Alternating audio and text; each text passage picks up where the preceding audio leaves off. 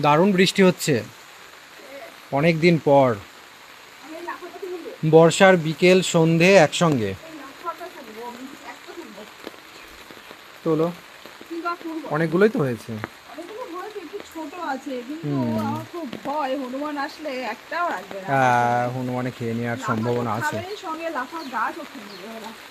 লাফা ওদের প্রিয় খাবার। ওদের যে মেনুগুলো স্পেশাল তার মধ্যে লাফা হচ্ছে টপে আছে।